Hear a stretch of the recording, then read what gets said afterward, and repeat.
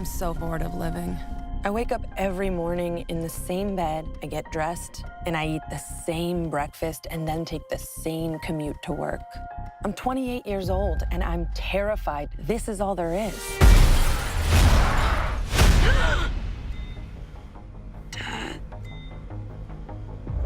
A new year and the first of hopefully many videos to come from this channel. I took a bit of a hiatus on the later half of last year to focus on my book, and I can say at this stage that the first draft is finally complete, which is a massive relief considering it's been 3 years in the making.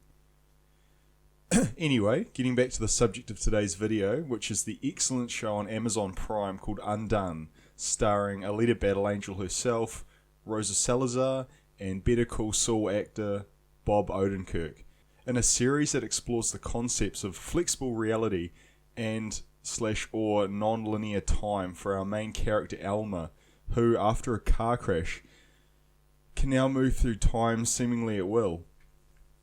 This is accompanied by visits from her dead father, who is trying to solve the mystery behind his death. Why was he murdered? Who murdered him? And can Alma really change the past? Straight away, the show has a pretty interesting premise, which is made all the more entertaining by the unique visual style. So the entire show is rotoscoped, which is a technique essentially tracing over actual footage of actors frame by frame, creating a strange blend of live action and animation, which was originally created in 1917 and used in films by the likes of Ralph Bakshi, and in more recent memory the cult classic A Scanner Darkly in 2006. However, this technique can be a bit jarring and uncanny to look at, which I could see a lot of people being put off by. Usually I would put myself in that category. A Scanner Darkly is such a strange looking film that I didn't watch it until I saw Undone, because at a glance it looked awful. Turns out the film is kind of shit, but not because of the rotoscoping. Okay, back to Undone. Why is Undone different then, I hear you ask? Well, that comes down to the skill and detail that is in every frame. Backgrounds appear to be like matte paintings, detailed works of art in their own right. The main point is in the actors, who are animated in such a way as to look so close to real, yet not quite so that they blend in with their reality warping effects, which is hard to explain without seeing firsthand. Lucky for you guys though, I'm playing footage over this video so you can see for yourself.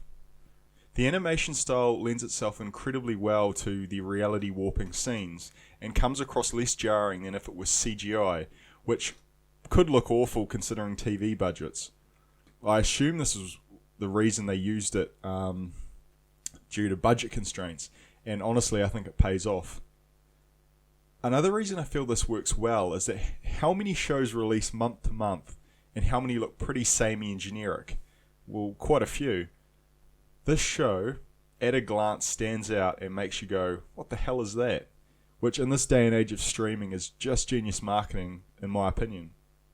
The same might not be said of the fact that it is on Amazon Prime, which, let's be honest, most people don't subscribe to, even though they've got a pretty good track record of exceptional TV shows. I feel the main reason you should watch this show is if you are a fan of Alita Battle Angel, or more specifically, Rosa Salazar. Honestly, I feel she is criminally underrated and such an incredible talent that Hollywood is completely underutilizing at this point in time. Well, what is the point? Because we're broken people. Okay? And broken people break people. No, I'm not broken, Alma. I'm not. I'm really fucking happy, and I wish that you would stop telling me what you think is best for me, because I'm not you. Okay. You are so insanely self-involved. You don't even know all the things that are wrong with you. No, I do. Trust me. You know what? Here's your ring. You can try to hold on to it. She oozes personality and charisma, having real chemistry with the supporting cast. Her comedic timing and range on each episode is just awesome. If you've seen Alita, you know exactly what to expect. She sells every scene, whether it be the back and forth quippy dialogue with her boyfriend, or the emotional scenes with her sister. She will keep you watching till the end of the 8-episode season. For those people who aren't familiar with her, she's kind of like a cross between Aubrey Plaza and a better actress. I can't think of one off the top of my head, but it's on the tip of my tongue and it's gone. Bob Odenkirk as her father is also fantastic. For those of you who are fans of Breaking Bad, you'll be familiar with this actor who played a lawyer called Saul.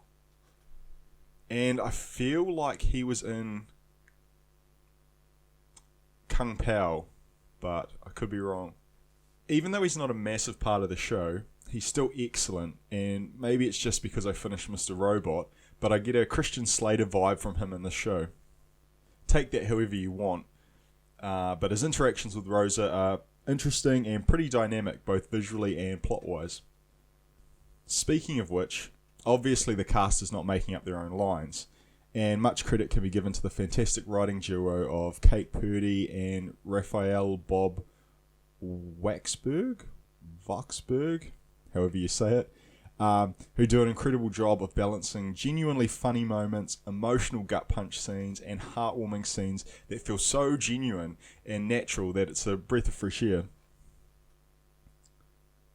Little exchanges between characters make the characters feel real and like actual friends or actual family. And no, I don't mean Joss Whedon style dialogue where everyone is a witty wordsmith with impeccable timing. No, this feels like actual people. Alright, I'll give Joss Whedon some credit. Not all his shit is bad, but just most of it. Also, the fact that all of these individual components are blended with such an interesting premise and that it actually works is a massive credit to these two talented individuals. Quite the feat of writing prowess. Of course, I've already mentioned the visual style with its distinct look, but these clearly need direction, and Hisko Holsing, the director of all 8 episodes, does a fantastic job as well, especially the transitions between timelines where Rosa is whipped from teaching a kindergarten to being moments before a car crash to laying in a hospital bed in such a stylish and visually coherent way that you will be wowed. Honestly, for a TV show, this is a pretty unique and risky premise. Despite the fact that the second season is greenlit, I honestly urge you all to watch this show because if nothing else, you will experience a show that is quite unlike any other.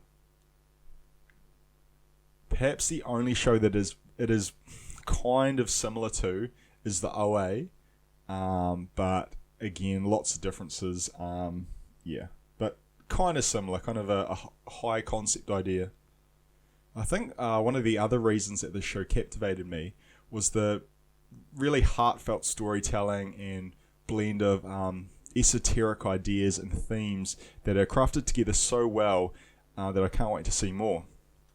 Mental illness, ancient ritualistic practices, marriage, relationships, family dynamics, and reality itself are all some of the ideas that are explored.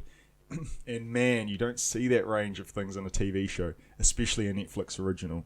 Perhaps this is a good chance to check out some other shows on Amazon Prime while you're at it, because I can guarantee there is more than just Undone on there that is worth watching. And before I go, the soundtrack is something I didn't touch upon, but damn, it's worth a listen. Again, for a TV show, soundtracks like this are very rare.